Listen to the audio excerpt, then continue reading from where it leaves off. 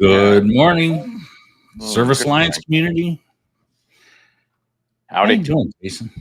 I am I'm coming to you live from Jim Halperd's desk. So I decided to take a visit to the office and plant my flag there on Jim's desk, and so here we are. Yeah, it's a nice little light I got there. I'm missing the chain. It's a little touch lamp. So You were missing an arm for a second there too. and I got a weird halo effect, like Yeah, that's live. just because you're an angel. It's all about the live. All about the live. Yeah, it works. Well, I hope everybody out there had a great weekend. I had a pretty good weekend. Yeah. How about you? Did you have a good Not weekend? bad. We had church Sunday and had several friends over Sunday night and played some card games, and it's a good day. Good day. Yeah. Good. Went for Well, a nice today, long motorcycle ride on Saturday over into Perryville, Missouri. There's a veterans memorial over there that if you ever get to Perryville, Missouri, you got to check it out. Guy was a Vietnam vet, and when he came back from Vietnam, he bought a bunch of farmland, and one of his dreams was to build a memorial. So it's got, an exact replica of the Vietnam Wall and several other memorials that are there in DC. And he's got a nice museum and a gift shop, and like you would never think this nice of a facility is in the middle of a cornfield in Perryville, Missouri. But it's one of 12 sites in Missouri that are geared towards veterans memorials. So, a little fun fact for you there. So, you can get a nice. passport and actually go to every one of them and get them stamped. So, it gives you a nice little challenge there. So, yeah, That sounds pretty cool. I'll have to check it out sometime. yeah, it's neat. Very, very worthwhile checking out. There's about 10 or 11 of us that rode over there. Rode about 150 miles on Saturday over to there and then back, and it's a good day. So, good weekend. You asked. Hey, I did. Sounds great. I don't know if you can hear the thunder. We're getting a nice big thunderstorm right now. So raining pretty good here in Southern Illinois. It is up in Northern Illinois too. Yeah. ChatGPT is down today. Like it's off and on. I keep it open because I use it quite a bit throughout the day. And yeah, they've got some challenges today. It's interesting. Yeah. All tech has challenges. Really? Nah. Well, today we're talking about how smart companies recruit before they need people. That we are tackling one of the biggest blind spots in the appliance repair industry with this one. And why the strongest companies recruit before they actually need people. Not many people do this. No. Yeah. So you had made mention about my hat earlier. I'm always looking for swag, and I'll represent you on here. So, Jeremy, just saying, I got your 6 as a nice hat. And I'll swap you swag too. I'll send you some of my office help swag. So I'm not just asking for handouts. I'm willing to swap here. So I'll have to get you an amp hat. That would be cool. Amped up. I would wear an amped up hat. Yeah. There you go. I'll get That'd you be one. A good one. I like I'll it. I'll get you a light up one, like my sign behind me. Now we're talking. Like, yeah, that would be cool. I'd wear that. And the next PSA or ASTI that we're at, we need to share. Yeah, you're giving me ideas, bro. Yep. All right. Well, if you're new here, we do Bible and business, and so we're gonna pray us in here real quick. So I'll pray us in, and you can take the verse, and then we'll get going. All right. Dear Heavenly Father, I want to thank you for the opportunity to do this podcast, and so that we can all learn. And I pray that we reach all the people out there that need to learn about this topic, and hope that it really helps, and that your word speaks through us. And I ask that you be with all the listeners and those who watch later, and bless their business, bless their families, and bless their customers. It's in Jesus' name I pray. Amen. Amen. All right. What do you got for a verse today? Well, we're going to go with Proverbs 22:29, which says, "Do you see someone skilled in their work? They will serve before kings." It's an interesting verse, that's for sure. I think a good translation for business is that excellence attracts opportunity. Excellence attracts the right employees, and excellence attracts people who want to be part of something bigger. And that your A players join A teams, and eventually the B and C players will weed themselves out. So, yeah, so let's talk about that today. And yeah, recruiting before you're desperate, I think, is another sidetrack that we can title this. How smart companies recruit before they need people. Also, recruiting before you're desperate. Yeah. That's how most people do it, right? I've been thunder? there. I'm sure you guys have been there. Can you hear the thunder? No. Like, it's loud. I use a app called Crisp, and it cuts out all the background noise and stuff. So, yeah, I guess it's doing a really good job today. Oh, I haven't heard anything. Yeah, so. Good. Okay. If you lose me, you know why now. Yeah. Well, let's talk about this reactive hiring problem that you just mentioned. Why is it that most owners only start hiring when a tech quits, or when they're booked 7 to 10 days out, or when their volume really spikes? Why is this not part of a plan? A strategic plan. We this whole month we're talking about goals, right? We talked about business planning last week, and this needs to be part of your ongoing constant plan for your business if you're looking to grow it at all. I know for me, when I really need someone, it's already too late. I should have already hired that person before I should have had the foresight to know that I'm going to need someone and hired them at that point, and then train them up so that when I absolutely need them, they're off and running. And pretty much always have hires in your back pocket. Have that list of people to recruit. There's nothing wrong with going out there and seeking someone for positions, even if you're not actively hiring at that moment. Because at least you have the resumes, and at least you've gone through some interview processes, and that when you need someone, you've got that list. You can start making phone calls and say, "Hey, are you available?" If your company is that attractive, then they're probably going to be available. They're still going to be interested, even if they do have another job. At that. I was told one time a third of your time should be recruiting, a third of your time should be marketing, and the other third of the time is working on your business.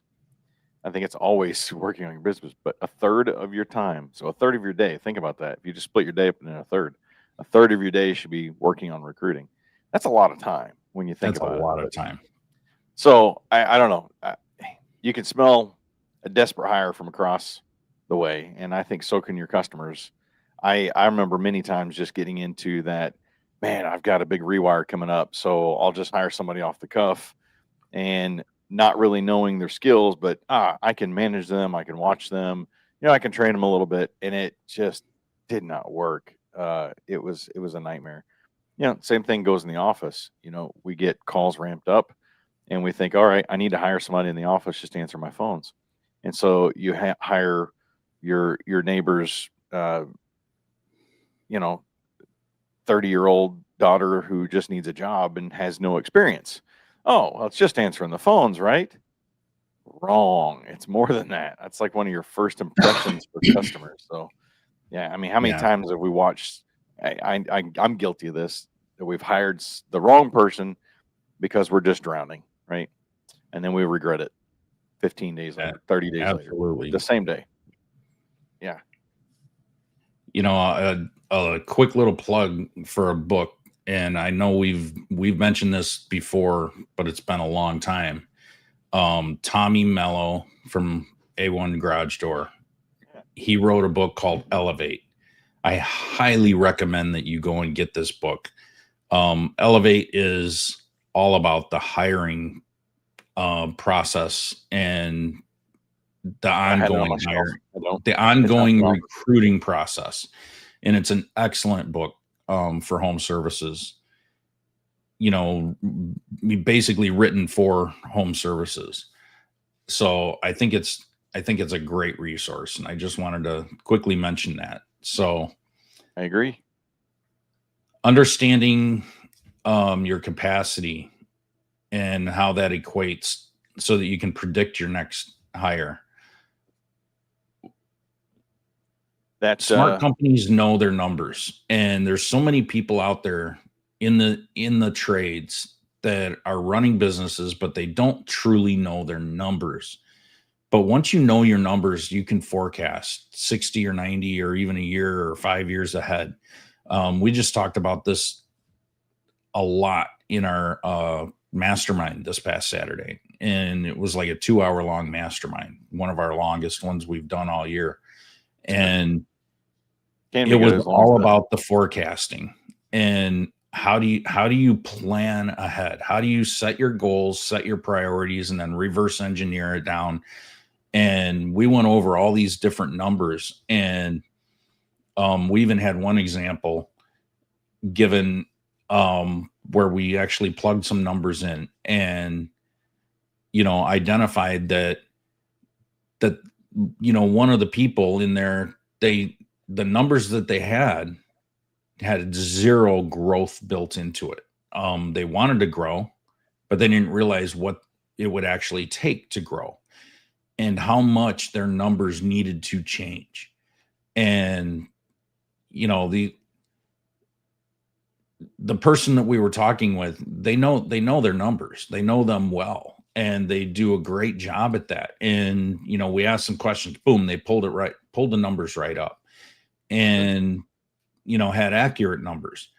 But unless you actually know those and that you can actually take them and put them together, then you're not going to know how much you can grow and what you need to tweak in order to afford to grow.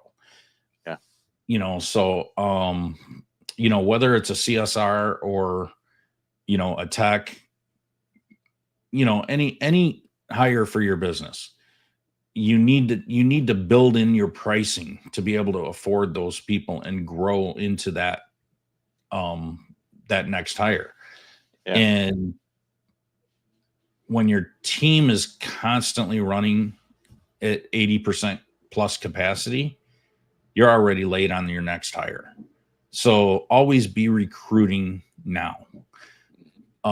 It's the best way that you can sustain yourself when you do need somebody, and knowing those numbers is a huge thing.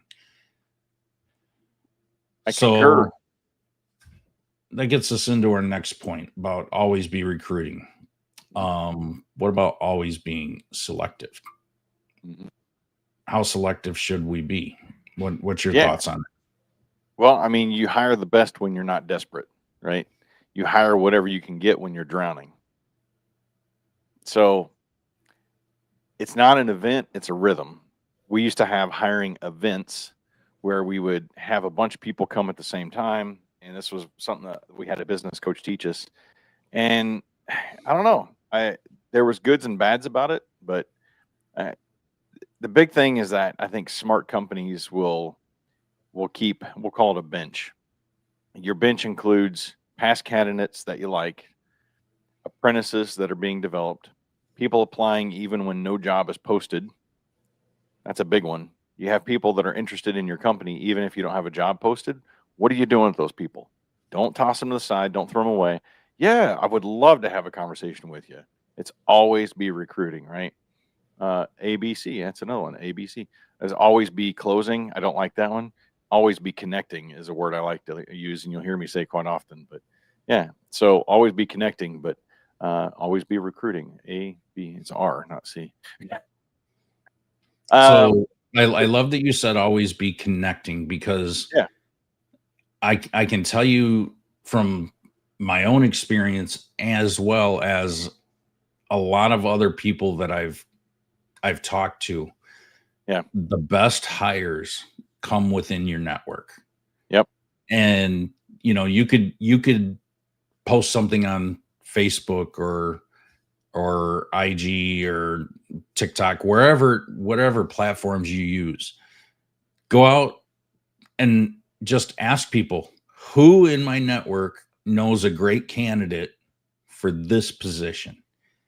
And you'd be amazed at how many referrals you will get. I mean, you see people coming out of the woodwork that you never thought that they'd be able to connect you with somebody yeah. that normally you wouldn't get. Another big one is people watch your culture. With the electrical business, one of my best hires I ever had came from another company, and he's like, and the whole point, he came to me. I never poached. I never liked doing that kind of stuff. But he came to me and he's like, man, I see you. I see your company. I've talked to a couple of your other guys. Sorry. And he goes, I just love the culture that you have here. I'd like to talk to you about maybe coming over and working with you. And so he was one of my best hires because he saw the culture. And it's the same thing in your office today. We try to create a really good culture in our business between our team members. So people watch, that's for sure. It gives, all these things we're talking about, it gives them a choice. Instead of panicking, panic hire, we've heard that before. It gives you choices, right? Those past candidates, the apprentices, people applying when no job is posted, like I mentioned. So, yeah, like I said, you hire best when you're not desperate. Yeah, you should always have your pipeline full. Yeah, with the right people. So, do you have a weekly recruiting routine, Mike? I do not. I honestly can say I do not. I would agree. I'm there with you. And I probably should. I'd say I have a bi-monthly recruiting routine. I definitely don't do it on a monthly basis.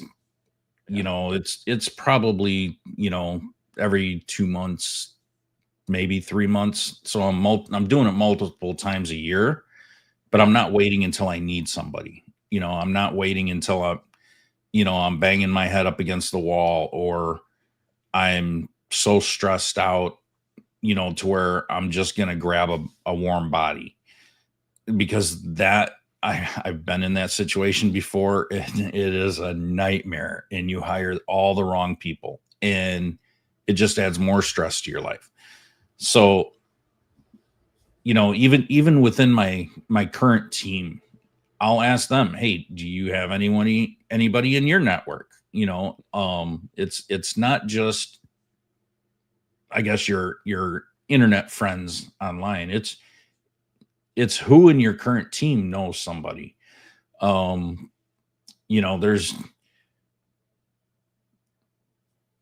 a lot of people in my industry that, and I guess this could work if you're good with your competitors. Okay. In my industry, we network with each other, and, it's a little easier for us since we can hire virtual, but we'll ask each other, hey, does anybody have a team member that's really good at this role that you don't need, or that you've already interviewed that would make a good fit, but you didn't need them, or something like that, to that effect. And we'll get referrals all the time. And I think it's great. just because they're not a fit for company B doesn't mean that they're not good for company A. And they might just be a better fit for you than they were for somebody else. And or maybe the other company just wasn't in the right place to hire that person, but they were a good A or B player, you know, and they could say, hey, I interviewed this guy. I thought he was great, but I just wasn't in the right place. It wasn't the right fit for either of us, but you know, I'd love to have this guy, but I'm just not there yet. Maybe you should give him a call. You know, if you're networking with your competition and you're friends with your competition, it's a great way to find people. You know, and it's a great way to have warnings about certain people too, who not to hire. So it goes both ways. But if you're going to do this, you need to look ahead, have all your job information ready to go, review your pipeline, check for the new applicants, you know, message people that, you know, message just your top 3 candidates, you know, feel people out. Think about who you may have interviewed before. Maybe they're still seeking. Maybe they're not happy with who they went with, and you might be able to reach out to them and say, hey, I really liked you a year ago when I interviewed you or talked to you. Are you interested in reconsidering? You know, maybe we can talk again. Maybe your CSR knows somebody. You know, there's so many people out there that are looking for opportunities that you can even train and bring up. And I think using that network will really, really surprise you on what you can find and the quality of person that you can find. Yeah. So consistency removes the desperation from the hiring process, for sure. Yep. Consistency is what I heard you in that entire conversation there. Consistency beats chaos. That's for sure. Yeah. Discipline. You got to be disciplined in order to do that consistency. So what should your hiring funnel look like? Well, a good example of a hiring funnel, top of your funnel is attraction. Always active job ads, your social media content, you know, posting fun pictures, culture pictures, referral incentives. You know, look at ways that you can incentivize team members or people. Hey, we're looking for a new top tech ad or something along those lines. And hey, the person that refers us the top tech we hire will get $250 or something along those lines. Make it something that's of value. That's the way I see it. Don't make it something that's like, we're going to give you a $50 gift card. Some people may like that, but if you put out there $200-300, that's substantial. People are going to be like, oh, I know a guy. I think, and you're going to get better quality referrals, in my opinion. You know, talk with local places that have apprenticeships. Your colleges are a great source for apprentices that you can potentially hire on. Some high schools have electronics classes as well. So in the appliance repair world, getting into those electronics classes, we did that with the electrical business. Got into the electronics classes.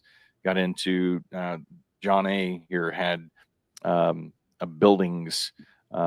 A whole aspect of construction that was great for us to get in with, especially with heating and air. Have a career page or a specific career page on your website that talks about different careers. Make sure you got photos of, you know, like your teams or, you know, specific pictures. It's always inviting, right? So you've got that attraction, right? And then the attraction funnel comes down to the middle, which is your filtering. So then you're looking for like simple application questions, maybe a small skills test of some form, and then like culture fit questions. Are they even going to be a good fit culture wise? And that's where, you know, we've talked about Kajabi, and then like we had used DISC a lot for assessments. Colby assessments. Yeah. I don't know what Kajabi is, but I'm going to be Googling that later. So you got your filtering. So you got attraction, filtering, and then your next level of your funnel is your selection. So again, getting back to application questions, what are you going to ask them in that, over the phone interview or in that in-person interview? And then I always like to have other team members sit in on the interviews and ask questions too, because then you're not just getting your opinion, you're getting opinion of other team members that will be working with that person, be it in the office, be it out in the field. So or training that person. Yeah. And my second interviews always came with a ride along. I would always put them in the truck with me, and they'd come ride along with me for at least 1 or 2 calls. I would try to get at least 2 calls in for the day when they were riding along with me. I'd go buy them lunch. We'd talk. If you're going to be in it, or if you're going to potentially have somebody with you or in your business, I want to get along with them, right? And I think a perfect way to do that is a ride along. See if the culture is going to fit. If you got pre-built like scorecards and stuff that you can score them on, there's all kinds of ways you can do that. But and then I think one area where a lot of companies fail is they don't have an onboarding plan. I worked with a plumbing company here locally that had a great 2-month onboarding plan, and so they did all residential service. And so in 2 months' time, once they hired on a new apprentice, that apprentice should be able to do everything that a normal technician can do. But they are riding along with that technician every day. The technician is showing them, this is how our company does this. This is how our company does that. And then, it was a checklist. And the main tech that he was riding along with, he would check off, okay, well, today you changed out a water spigot, right? That was one of your items to do. Today you changed out a toilet, right? Different things that they would do on a regular basis. So think about that in your appliance repair world. Think about that as an electrician, heating and air, hiring a CSR. What are those plans that you have to get them up to par to what you and your business are wanting and needing out of them, right? And make a plan out of it. So I think hiring becomes easy when the system does the sorting instead of you. And that's where having this funnel, right, to get down to these candidates that are going to be the ones you want to hire. So, yeah. So why do you think the really, really good techs out there, right? They're not looking for a job because they already have a job. Yep. But how do you get them to notice you? How do you get them to want to move from where they're at to where you want to be? Yeah. Well, like I mentioned, the one tech a while ago was all about, he saw our culture. And, we had a really great brand. I've always been heavy into branding. So to grab those A players, and I hate to say, you think of the word poaching or whatever, but I, again, didn't approach them. I made sure that, it's like when I say my prayers, above all else, I pray that people see God's love through my actions, right? And it's the same thing. Hey, above all else, I hope people see our culture through our actions, right? Everything comes back to your core focuses, your core purposes, your core values. And you hope that they see those core values and how you are acting and how you're treating customers, even down to your vendors, right? I don't want to say down to your vendors, because to me, vendors are right there. I mean, you got your clients, you got your techs, and you got your vendors, man. Without them, you don't have a business. So they're all important to me. But it's they watch you. They watch how you walk, they watch how you talk, they know if you're legit or not. I mean, techs are smart, man. They can call BS pretty darn quick. And they talk to each other. Yeah, 100%. Good techs talk to other good techs. XYZ Heating and Air Company, they're a bunch of shysters. I wouldn't ever want to work for them. I can't believe you're working with. Yeah, that's the kind of talk that goes on at the shop. You go into the vendor store. I mean, it's the flip side to that too. They talk about who they want to work for, or who would be a good company to work for. Man, do you see Chris working for that exterminating company? Man, he looks happy all the time. He says he's making good money. He's got a nice truck to drive. I think I want to go work for them. That's the kind of stuff you want to be known for, right? Exactly. They treat their customers right. That's another one I love to hear. Where can you get these people at? Apprenticeships are a great way to obviously grow somebody from scratch. Obviously, you can mold them. They're a little easier. They're not set in their ways. But it takes longer. Obviously, but if you can get them from a good trade school, and this is something that I want to put out there as a possibility, because we saw them. They had a booth at PSA, and that's SkillCat. They've got their RCAT program, and basically what they do is they network with all these colleges and schools across the country, help them set up curriculum for appliance repair training programs. And they've got a really solid system, it seems like. And if you could reach out to, depending on where you're located, obviously, but if you reached out to SkillCat and said, who in my area, what schools in my area do you have programs with? And I want, because I want to go attract people that are coming out of that program, into my business.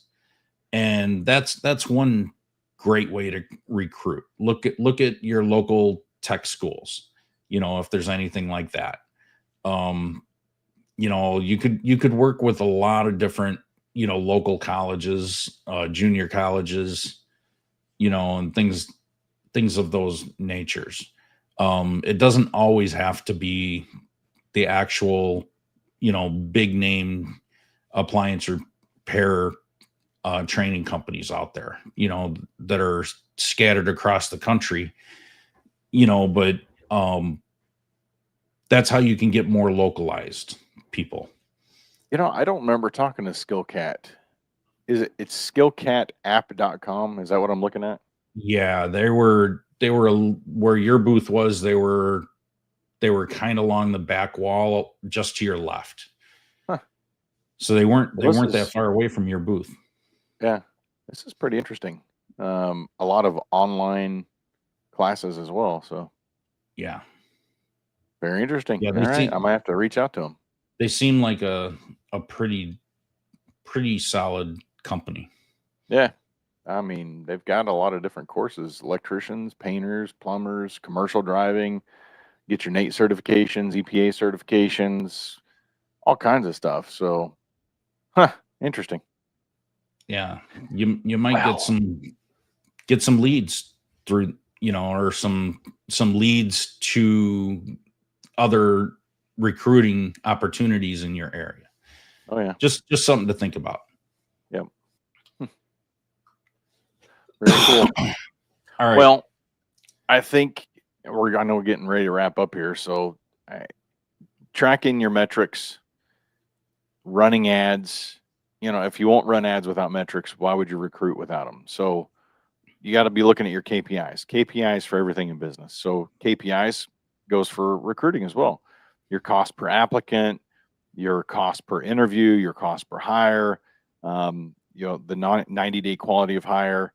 It's not just about customer acquisitions. It's recruiting is also for employees. So think about those KPIs for your recruiting as well. I don't think hiring should ever be a reaction. I think that's this overall view of what we're talking about today, right? It's your rhythm. It should be a good rhythm. So when you build a recruiting pipeline, that funnel that we talked about that runs every day of the year, you protect your culture, your revenue, and ultimately your sanity. So, yeah. Yeah, if you're not tracking what channels you're getting the best applicants from, then you're not going to know where you should target the next time. Where money and time is wasted. If you're posting on LinkedIn or LinkedIn jobs, something like that, and it's not bringing you quality people, why would you keep throwing your time and energy or money towards that? So I would definitely cast a wide net in the beginning and then just track where quality candidates come from. Where are the best people coming from, the best resumes and interviews happening. So far, sure. Final takeaway. Hiring should not be a reaction. It should be a rhythm. Mm-hmm. We talked about that a lot. When you build a permanent recruiting pipeline, you protect your culture, your growth, and your revenue. And smart companies don't wait until they're desperate. They build a bench. Yep. And then they put cheeks and seats on that bench and have them lined up until it's their time to bat. Cheeks and seats. Interesting. All right. Well, if you enjoyed this episode, like, subscribe, and share. Pay the fee. Pay the fee. It's free to pay the fee. And if you need any help from Jason or I with marketing, getting things like this set up, you need any help from Jason over at My Office Help, feel free to reach out to either one of us and we'd be happy to help you. All right. Everybody have a great day. Thanks for tuning in to the Morning Grind podcast by Service Alliance Group. Subscribe to our channel and make sure you visit our website at servicealliancegroup.com for appliance repair business resources.